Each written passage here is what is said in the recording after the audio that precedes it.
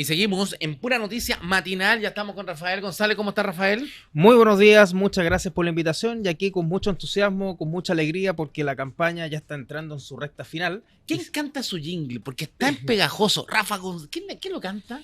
No lo canta nadie porque yo me ayudo de la tecnología y es la inteligencia artificial la que ha hecho un trabajo extraordinario para generar ese jingle, y eso me lo hizo un gran amigo mío que es Paul Sefeir, que fue constituyente. El de los bigotes El de los largos. bigotes largos, y él tiene un sistema que le permite generar ese tipo de ayudas para este tipo de campañas. Quien hizo el jingle también en inteligencia artificial, y yo no lo podía creer, y lo hizo él, fue Tomás Lagomarsino. También es muy pegajoso, sí, de hecho Sí. es de los dos que ha pegado bastante más, y el comentario que ha tenido el jingle ha sido bastante positivo, no solamente lo que me estás diciendo tú, sino que en las calles muchas personas me han dicho muy bueno su jingle y lo empiezan a tararear, si eso es, y ahí uno demuestra que el jingle pega. Exactamente, si a mí me queda pegado el Rafa González. Rafael González, abogado, dura pelea tiene republicano, porque tiene... Yo no sé si usted pelea con los contrincantes de la lista o con el otro, que tiene una lista, está el incumbente, ¿cómo se llama? Luis Fernando Sánchez. Efectivamente, y además del ex carabinero Sebastián Zamora y Y la hay una Ángela mujer. Camacho.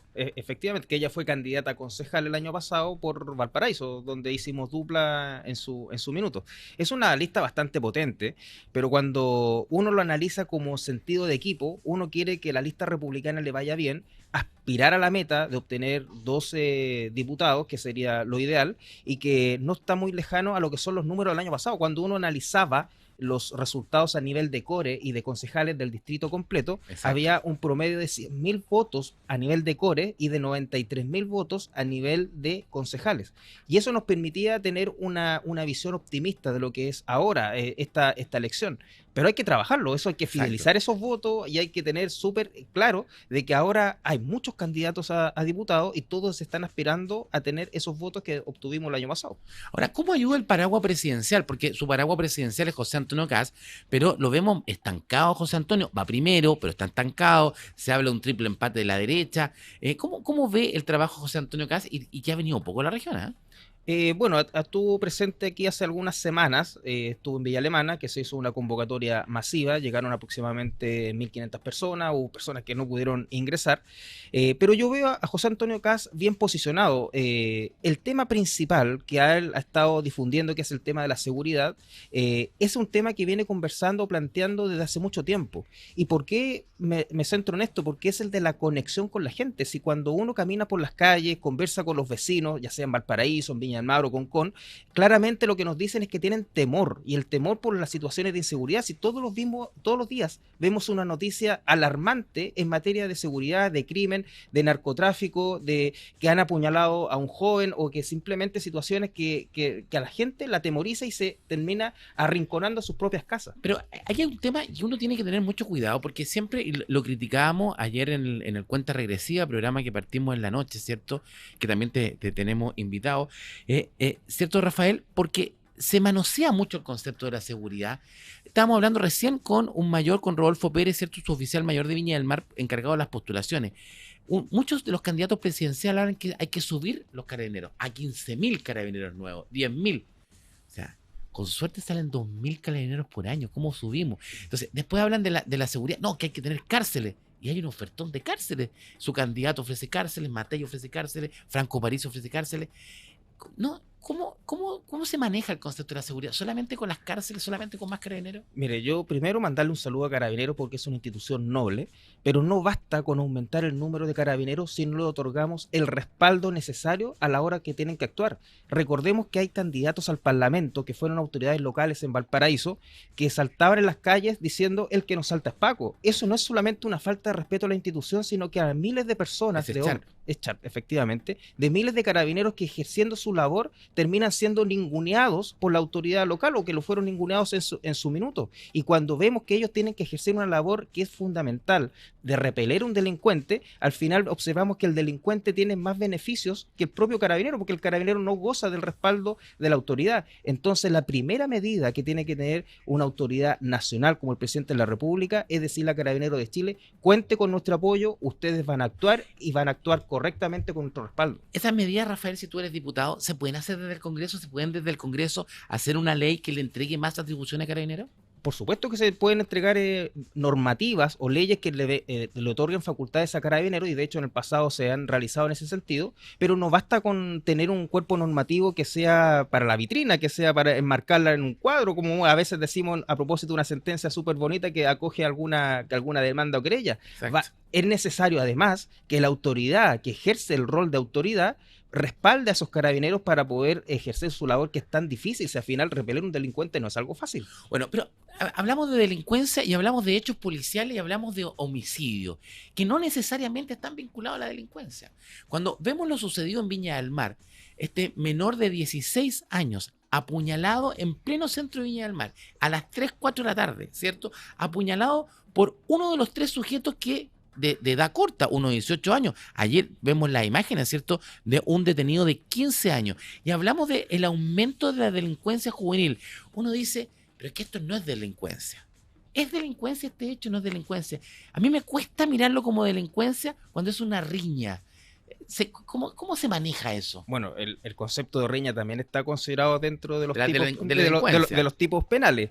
Lo que pasa es que en este minuto lamentablemente es muy fácil, es muy barato delinquir, porque al final existe un sistema garantista que termina beneficiando al imputado, al delincuente. Si uno cuando analiza los juzgados de garantía, el concepto de garantía es porque viene a garantizar los derechos del imputado, del delincuente, y las víctimas se quedan observando cómo el Estado termina protegiendo a ese delincuente. En el caso que tú acabas de citar, claramente genera un impacto mediático importante, porque al final estamos hablando de adolescentes, y los adolescentes ya están súper conscientes de su responsabilidad y de las conductas que están realizando, y también de los beneficios que al final termina generando el Estado. Ayer conversaba con unos exfuncionarios de la Policía de Investigaciones que me decían que hay bandas de chicos, de jóvenes, menores de 16 años, que actúan en la noche en la Plaza Victoria en Valparaíso, en el sector de Bellavista, y que me decían, son verdaderas jaurías porque saben que actúan bajo la impunidad de la noche y la impunidad que les da el ordenamiento jurídico, que con esa edad los considera prácticamente inimputable, y eso se tiene que mejorar, legislativamente se tiene que mejorar. Y esos jóvenes terminan actuando asociados con otros delincuentes que terminan beneficiándose económicamente de los delitos que cometen esos niños, que terminan siendo instrumentalizados por otros delincuentes. Bueno, hay mucho mayor, ¿cierto? Mayores de 18 años que ocupan justamente a los niños para que roben, y son ellos que le van a pasar los reducidores de la especie, son mayores, y ahí donde está el dinero. Ahí me explicaban, porque esto también afecta mucho al comercio nocturno en Valparaíso. Cuando le decía del sector de Bellavista, ahí hay un sector que en el pasado fue bastante pujante como comercio nocturno. Y lamentablemente ellos observan cómo actúan estas bandas de niños chicos que actúan en coordinación con otros más grandes, que a veces roban un celular única y exclusivamente para después sustraer la información que están en esos celulares y cometer delitos informáticos por parte de los más adultos. O sea, se comete el delito evidente que se comete al lanzazo, y además, que puede ser también con un puñal, y puede generar una secuencia, un círculo vicioso, y después se comete el delito informático. O sea, estamos en sinceramente una situación bien compleja, y eso se tiene que abordar con carácter y decisión. Ahora, abordar con carácter y decisión, pero ¿qué hacemos? Porque ahí es donde está el punto. ¿Qué hacemos? ¿Cómo lo hacemos? Porque ya, con 4 o 5 cárceles más tampoco lo vamos a solucionar. Más carabineros es difícil tenerlo en 4 años. ¿Cómo lo hacemos realmente? ¿Cómo lo afrontamos? ¿Qué leyes se pueden hacer desde el Congreso que puedan ayudar justamente a la delincuencia? Por ejemplo, ¿el aumento de pena a menores ayudará? Yo creo que sí ayuda, porque lamentablemente los jóvenes están siendo conscientes desde más temprana edad a la hora de tomar o de elegir una conducta delictiva o la conducta normal. Y eso se tiene que ser sancionado. Y también esas sanciones tienen que ser efectivas. Si no basta que diga una norma, determinada conducta se sanciona con determinada pena. Hay que aplicarla adecuadamente, y en eso también se requieren algunas reformas a propósito del sistema garantista que hoy día existe en materia penal, porque lamentablemente se termina beneficiando más al delincuente, se protege los derechos del delincuente por sobre los derechos de las víctimas, y esto es un sistema que viene ya de larga data, pero que los resultados son realmente no los esperados para proteger al ciudadano común. Y esto también pasa por otra cosa, el Ministerio Público, que hay veces que uno dice cómo están permitiendo que ocurran todas estas cosas, en el sentido de que persiguen delincuentes y después quedan en libertad. los ministerios públicos también está tochado. Y observamos que a comienzos de este año se reducía el presupuesto en materia de ministerio público y el Poder Ejecutivo era el que estaba a cargo de reducir ese presupuesto. Entonces, también va de la mano, no solamente con establecer normas jurídicas eficaces y más duras, sino que también que el Poder Ejecutivo tenga como prioridad establecer que los recursos se tienen que destinar precisamente a las labores de seguridad. Bueno, cuando uno habla, quería tocarte dos temas, justamente de los adolescentes, porque cuando uno habla, tú me hablabas de estos chicos en la Plaza Victoria, estas verdaderas jaurías, niños menores de 16 años. ¿No te has hecho la pregunta, qué lleva a un niño de 14 y 15 años a ser parte de esa jauría? No estaría, ahí tenemos también un problema, tenemos un foco. ¿Qué los lleva? ¿Qué los motiva? ¿Qué hacemos como Estado? Porque hemos abandonado a los niños. Sí, bueno, ahí vamos a entrar a qué es primero, el huevo o la gallina, porque al final hay también un problema de sociedad, que al final la educación está llegando a situaciones de niveles de precariedad que no le da las oportunidades a esos niños. Y si tú te fijas en el debate presidencial, en el debate político, por eso yo digo cuando el tema, abordar el tema de la delincuencia, el tema de la seguridad, uno tiene que, a veces, esa es la enfermedad, ¿cierto? Pero vamos a los síntomas que van provocando, ¿cierto? Cuando uno lo va viendo, cuando ve uno el ausentismo escolar, cuando uno ve una mala calidad educacional, obviamente lo que está mirando es una cuna de delincuentes para mañana. Ahí es donde tenemos que poner... Y que también, o sea, no solamente se manifiesta lo que dices correctamente en el tema educacional, sino que también en el tema económico, porque cuando no se generan las condiciones para que el país crezca, se generen empleos adecuados, la gente tampoco tiene dónde generar un empleo, dónde trabajar y tiene que acudir al comercio informal. Y eso es algo que también se tiene que detener. Pero tenemos que tener también prioridad en cómo detenemos esto. Y para detener esto, primero tenemos que ser súper eficaces y con carácter de decirle estos delitos o estas conductas se tienen que ser sancionados. Porque en este minuto es muy barato delinquir. Al delincuente a veces prefiere cometer un delito porque sinceramente o va a salir rápidamente de la cárcel o simplemente le resulta beneficioso económicamente. Ya, pero concordamos entonces que si tenemos mejor educación tenemos menos posibilidad de tener delincuentes mañana. Pero por supuesto, y eso significa también reformar los niveles de educación en cuanto a calidad, porque en este minuto la calidad de la educación es realmente un desastre. ¿La eliminación de la tómbola puede ser un paso? Puede ser un primer paso, porque así le permite buscar los lugares más adecuados para poder educar a los hijos por parte de los padres. En este minuto con la tómbola eso no estaba ocurriendo. Bueno, pero los resultados son evidentes, si al final con la tómbola los resultados se fueron a pique. Totalmente, sí, se echó perder completamente. Ya, pero tenemos el tema educacional que es un punto, y de ahí, en el otro punto también está los niños abandonados, porque el Estado se tiene que hacer cargo de los niños y niñas de los cuales que tienen un padre preso, que tienen una mamá drogadicta, ¿cierto? Que son delincuentes los papás. Lo más probable es que tenga hijos delincuentes, ¿cierto? El Estado está preparado y no ha escuchado a su candidato presidencial ni hablar ni de educación ni cómo vamos a cuidar a los niños. O sea, yo lo he escuchado, yo cuénteme. Le he visto planteamientos porque efectivamente existen problemas de sociedad. Lo que pasa es que el planteamiento de José Antonio, y perdona que me desvíe un poquito del tema, es que en este minuto las prioridades están en determinados aspectos, en materia de seguridad, en materia de reactivación económica, derechos sociales, salud, educación y vivienda.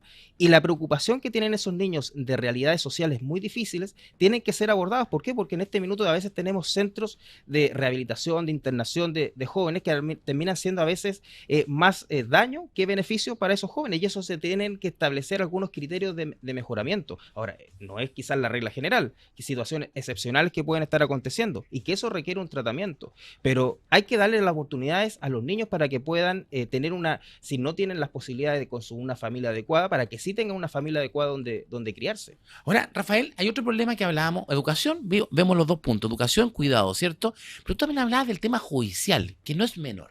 No es menor el tema judicial. Y yo he escuchado ideas de la fiscalía. Uno dice, tú me decías, los tribunales están llenos, la fiscalía, ¿cierto? Tiene mucha pega.